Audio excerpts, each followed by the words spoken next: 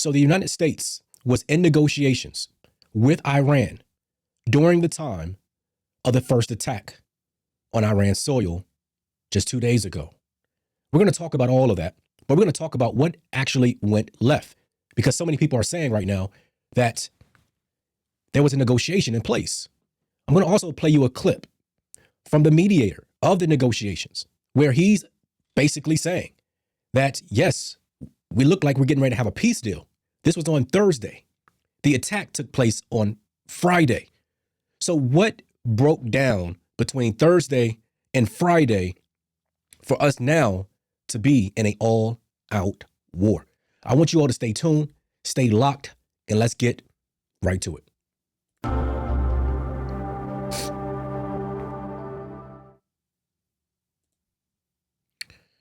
Good evening, everybody. I'm glad that you guys are joining us on another crazy day in the world.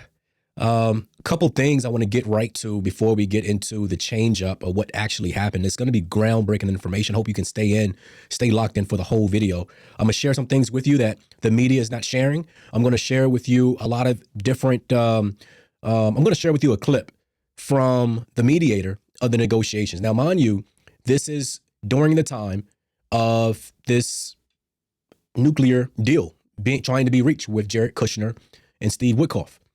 These were the negotiators for the United States. And something went wrong on Thursday when they came back from Geneva. So what happened? But first, let's give you guys a recap really quick. Today, Operation Epic Fury, the largest military operation since Iraq. Okay. Now, we know the supreme leader has been unalived. His daughter, his son-in-law, and grandchild also unalived. 40 plus leaders in the country unalived. 3 U.S. soldiers unalived. 5 seriously wounded. Okay. Now, Iran has retaliated with attacks, which we see all over the news. We see it. They have attacked Israel, Bahrain, UAE, Qatar, Kuwait, Jordan, and Saudi Arabia. Now, those countries are threatening to attack back, which would not be a good look because Iran can't even handle the United States and Israel as it is. So how do we get here? How do we get to this place of an all-out war? We talked about how the attacks on Trump's life, we talked about how in a prior video we did, the video we did before this one, we talked about how Iran was planning to basically unalive Trump. They talked about how they wanted to wipe Israel off the map. So Trump 2.0, Trump in 2024, he basically ran on this notion that, hey, I'm going to reach a deal with Iran. However, what happened was there was no deal. And it was similar to what we experienced on Friday that took place in June 2025, where we were in negotiations with Iran, and all of a sudden, there was a B-2 bomber flying in the dark inside of Iran and obliterated, as Trump would say, obliterated their nuclear site. Now, if the site was obliterated, why would there need to be a negotiation for nuclear weapons today? What would be the point if it was already obliterated? That's what we're going to talk about as well. Because the fact that you obliterated one area or one nuclear site does not mean that the country itself had other plans to continue to enrich. Okay. And I'm going to keep it as simple as I possibly can, because a lot of times when we're talking about nuclear, it can get a little crazy. But Thursday, February 26th, we talked about this U.S.-Iran nuclear talks completed in Geneva. Okay. Now, there's a mediator named Oman. He's the guy that's been helping to mediate the situation that's currently in play with the United States and Iran. Okay. Now, on Friday, think about this. On Friday, Oman said himself, he was on, I think it was on Face the Nation. And he admitted and said, listen, we are very close to a deal. We're very close. We're going to give America everything that they always wanted. He agreed to never stockpile enriched uranium.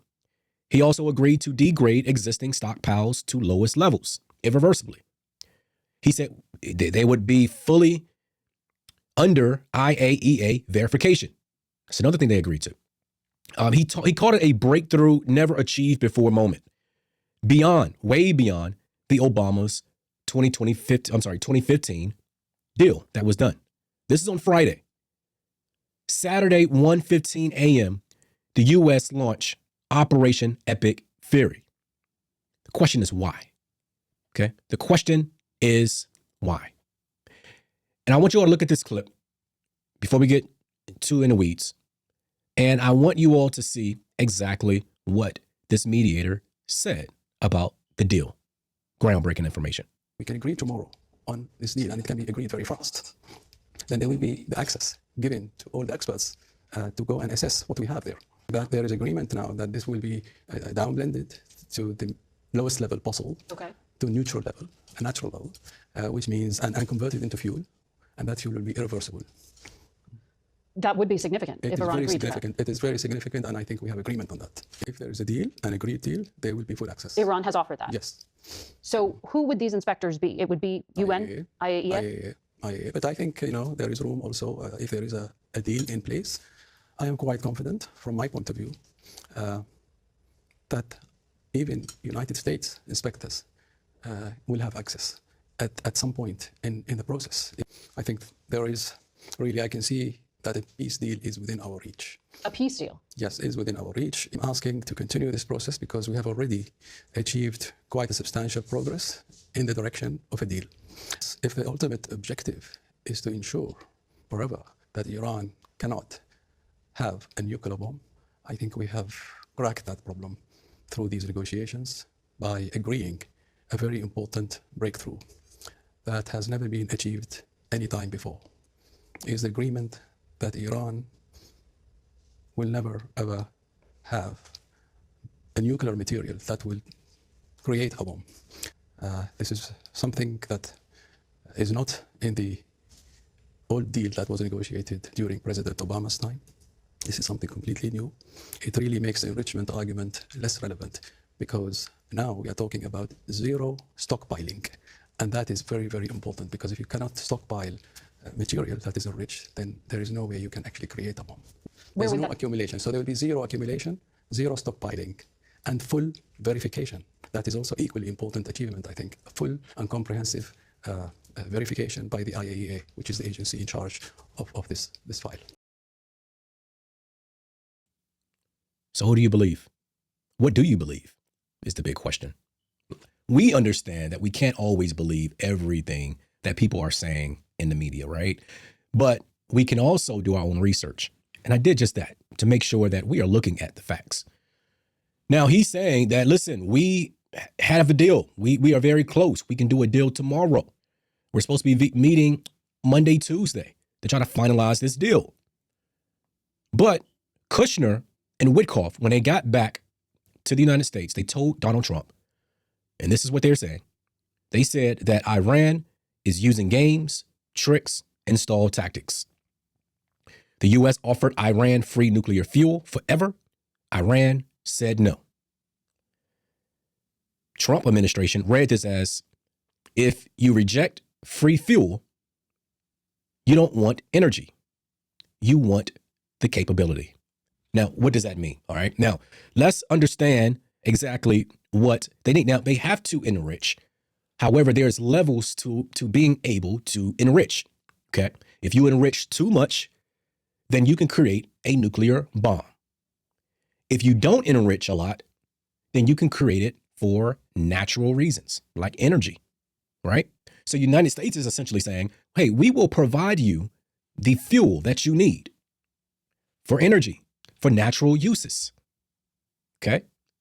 Don't worry about your own stockpiles. Don't worry about enriching. We will do that for you. Now, from a natural uranium perspective, the typical level is about 0.7%, okay, enrichment. Power plant fuel is around 3 to 5%. In order to create a weapon grade, a nuclear bomb, you need around 90%. Okay? Now, anything from 0 to 5% takes the longest time. It's the slowest process. Okay?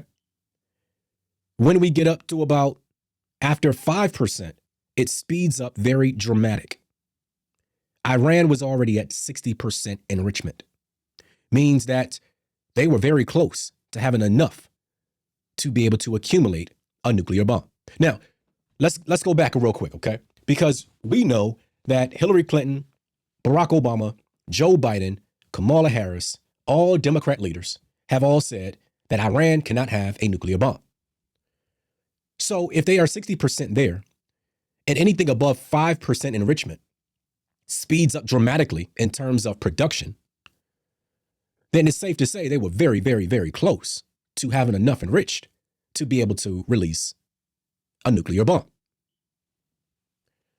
Now, some of us may say that, okay, well, if I am going to have and I wrote down this garage analogy, right? Someone offers you a free car, maintained forever. You say, no, I need my own garage, my own tools, and my own mechanic. You might ask, what are you building in that garage?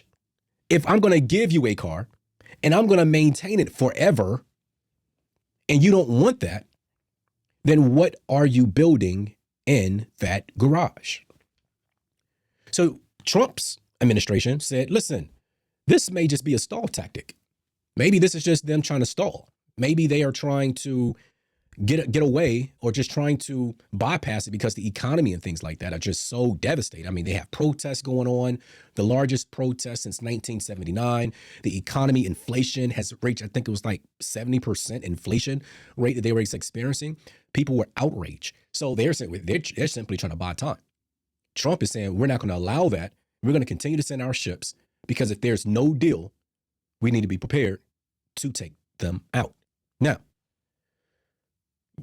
we may also say that maybe we could have just stayed with the negotiations to see if they are going to actually win or come to some agreement for both sides. Maybe the United States don't have to put boots on the ground. We don't have to shoot no rockets or anything like that. We can just come to an agreement that, hey, the United States is going to have their own inspectors, which we heard him say, the mediator say, they were willing to do that. We can have our own inspectors. We can do all this stuff that we need to do to verify. But Trump is saying, but why? But now you can also understand Iran's point, where Iran is essentially saying, why would we rely on the United States, our enemy, for fuel? Meaning, if anything ever happened with us, you can shut us down from a fuel perspective. They don't want that, right? So that's why we are where we are right now. Okay, now, we have to look at also what happened in Libya. Libya gave up nukes in 2003. Gaddafi was unalived in 2011. Ukraine gave up nukes in 1994. Russia invaded 2022. Now, see, you kind of have to understand their position and saying, listen, we don't want to rely on the United States. But Trump is playing a hard ball. Either you give us what we want or be obliterated. That's exactly what happened. Layer number one. This is very important. Layer number one. Okay. This is what the media is not telling us at all. And this is why it's so important that we have to understand it, because we out here just looking at social media or we're just looking at the news and we're just taking their own narrative, right? But I want to just do the research for us so that we all be on the same page, chat. So, ballistic missiles, layer number one. Iran refused at every instance to discuss ICBMs. They didn't want to talk about that. They just want to stay focused on the nuclear enrichment. He said, and the mediator said that, the nuclear was solved. White House said the nuclear was half the problem.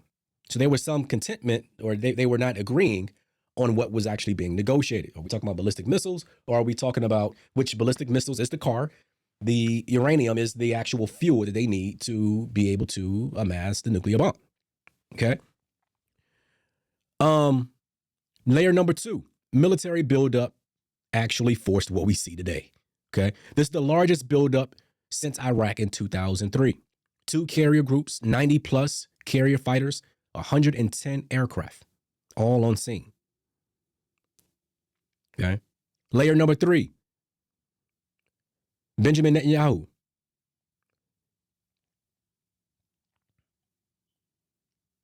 We understand that Benjamin Netanyahu, he always wanted Iran to be taken out. He wanted the supreme leader to be taken out.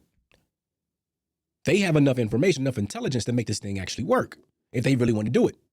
Benjamin Netanyahu is probably saying to himself, hey, we need to move while we got Trump in office, because if there's another Democrat in office, as we know, most things are not going to happen. We're not going to get the full support.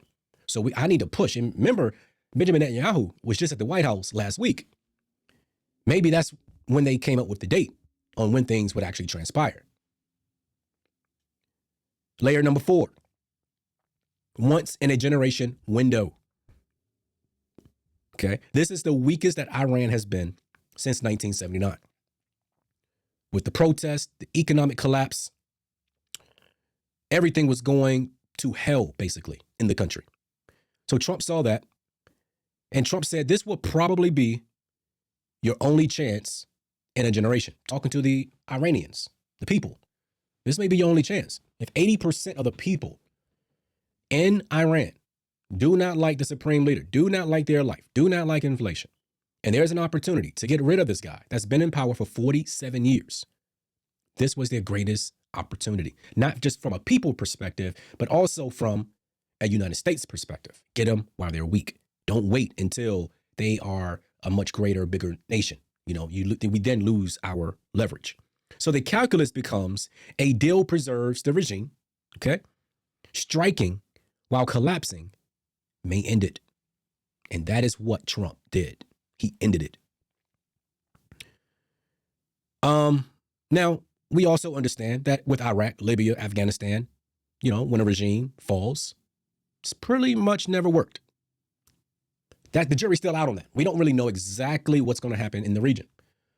But I can almost say for certain that I can't foresee it being in Iraq. Like, we had boots on the ground. I don't think that we're going to get to that place of boots on the ground. We had boots on the ground just to get Saddam Hussein.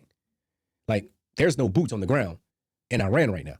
I mean, we're just essentially bombing them, and they're all unalived. So it may not be as difficult as it were before.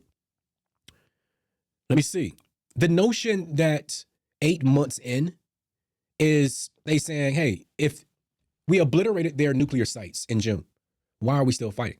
Again, it goes back to understanding that we only bombed one site. Doesn't mean that they didn't have plans to continue to enrich. So it's still a deal still needed to be made. If a deal was not made and we only attacked that one area, then Iran can still enrich and still have enough fuel to amass a nuclear bomb. So Trump said, not on my watch, I'm going to take the site out, but we're going to also give you an opportunity to negotiate. That's just what happened. It's an opportunity to negotiate. And you failed. You failed. You failed, Iran. You should have negotiated when you had the opportunity. And you should have just did it to preserve the regime. But you thought that you were bigger than what you were. You should have saw what happened to Venezuela.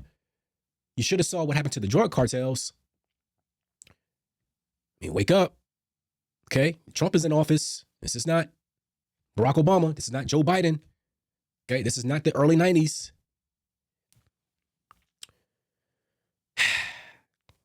You know, guys, a lot of things that happen in the world today that's happening right now, I've always said this, that I truly believe that we are living in a time that's more biblical than anything else. And I'm not saying that just because there's a lot of devastation. I'm saying it because, you know, the Bible says it very clearly, biblically, that that Iraq will be preserved. And for a leader to announce such grave remarks in the way he did, in terms of wiping them off the map, being in a position of a leader to be able to see that happen, and you're in a position where you're still going to continue to try to enrich. That's what the motion, that's what the whole, that's what the deal was. I mean, the deal was like that up under Obama. We gave them pallets of cash to stop doing it. They kept on doing it. If they stopped doing it, why did we need to bomb the nuclear facility in June?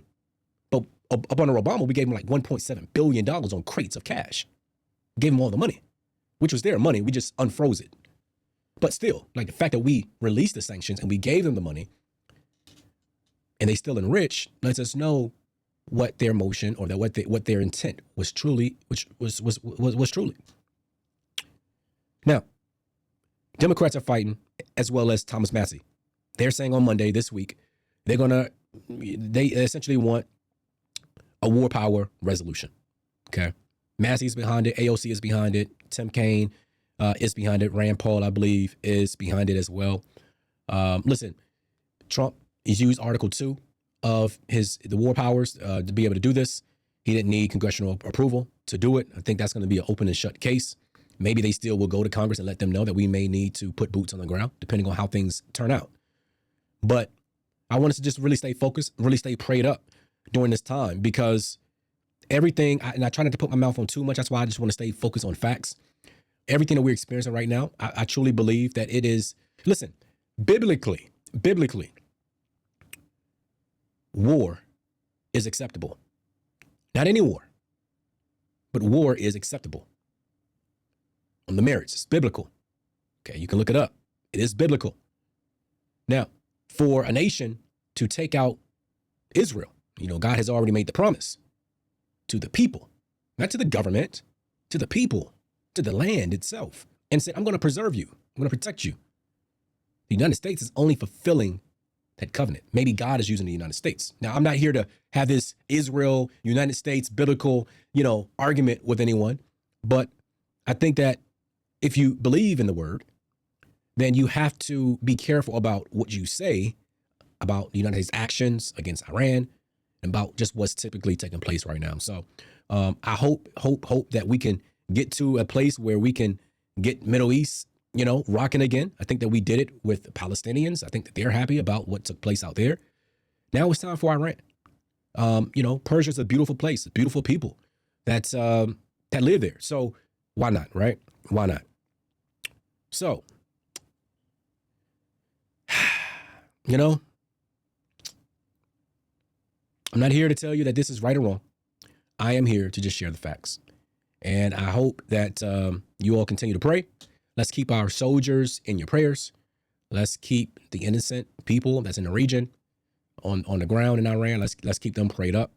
And let's just pray that God intervenes and that God really touches people there to really put us in a place where we can really come together as one and reach some sort of agreement that's going to preserve life, but also preserve God's commandment. So this is Michael Lindell. This is another show. Just wanted to come up here and share exactly an update on what's taking place with the Iran war.